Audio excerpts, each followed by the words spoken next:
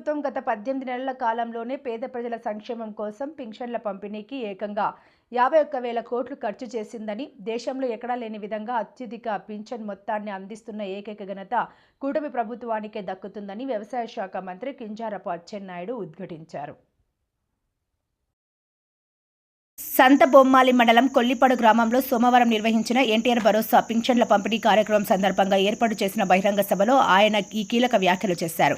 కొల్లిపాడు గ్రామ లబ్ధిదారులకు ఆయన స్వయంగా ఇంటింటికి వెళ్లి పింఛన్లను అందజేశారు. ఈ సందర్భంగా ఆయన మాట్లాడుతూ దివంగత నేత నందమూరి తారక రామారావు, ముఖ్యమంత్రి నారా చంద్రబాబు నాయుడు హయాంలోనే పింఛన్ల వ్యవస్థ బలోపేతమైందని గుర్తు చేశారు. కూటమి ప్రభుత్వం పింఛన్ల మొత్తాన్ని 2,875కు పెంచగా గత ప్రభుత్వాలు కేవలం 1,125 మాత్రమే పెంచాయని విమర్శించారు. జనవరి 1 నుంచి అర్హత ఉన్న ప్రతి ఒక్కరికి నూతన పింఛన్లు మంజూరు చేస్తామని, ప్రతి నెల 1వ తేదీ పేద ప్రజలకు పండుగలా మారిందని తెలిపారు.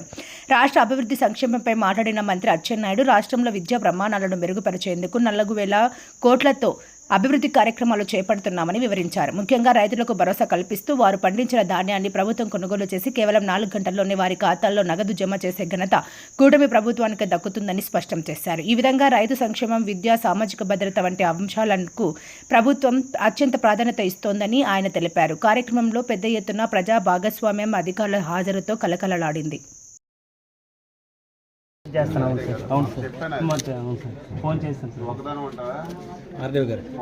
అది కూడా స్ట్రిక్ట్ గా అమలు జరిగే విధంగా రైతు సేవా కేంద్రాలు మళ్ళీ ఒకసారి రివ్యూ చేసి రైతులకి కొనుగోలు కేంద్రాలు పెడతాం.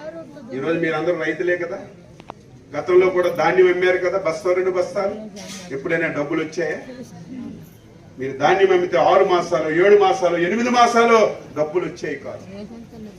ఈ రోజు ఈ ప్రభుత్వం వచ్చిన తర్వాత మీ దగ్గర ధాన్యం కొంటే చంద్రబాబు నాయుడు 48 గంటలు టైం పెట్టాడు, కానీ 4 గంటల్లోనే రైతు అకౌంట్ లో డబ్బులు వేసుకుంటాడు. ఎప్పుడైనా ఉందా ఈ రాష్ట్రంలో?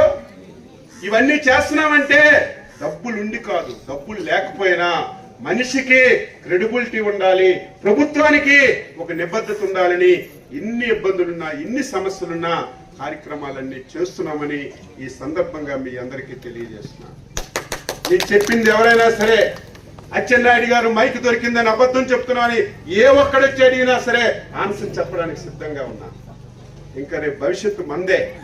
అందులో ఉత్తరాంధ్ర ఈ ప్రాంతం ఎప్పుడు వలసలు వెళ్ళిన ప్రాంతం. మొన్ననే మీ ఊరోళ్ళు ఫోన్ చేశారు, నెల్లూరులో మా ఊర్లో ఉన్నారు, అక్కడ ఎవరో రౌడీలు కొడుతున్నారంటే ఆ ఎమ్మెల్యేకి చెప్పి అది నా గ్రామం, నా మనుషులు, ఎవరికి ఏం చెయ్యొద్దని చెప్పారు. అదే మన ప్రాంతంలో పనులుంటే మనం నెల్లూరు వెళ్ళవలసిన అవసరం లేదు. దాని గురించి ప్రయత్నం చేస్తున్నాం. ఇవన్నీ మీరు అర్థం చేసుకోవాలని ఈ సందర్భంగా తెలియజేస్తూ, మీ వాటర్ స్కీము 6 మాసాల్లోనే ఎక్కడైతే ఇంకా వీధులకి కొలాయిలు లేవో అవన్నీ వేస్తాం.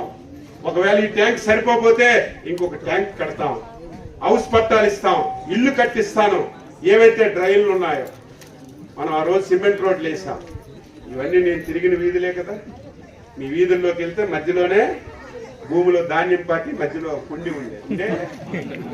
కొంతమందికి రూపాయి పడ్డాయి, తర్వాత వచ్చిన ప్రభుత్వం అది కొనసాగించాలి. ఇది నా ఇంటిలో డబ్బా. ప్రభుత్వం అంటే నిరంతర ప్రక్రియ. ఈ రోజు నేను రోడ్డు ప్రారంభించాను. ఒకవేళ ప్రభుత్వం ఏదైనా మారితే కొత్తగా కంటిన్యూ చేయాలి.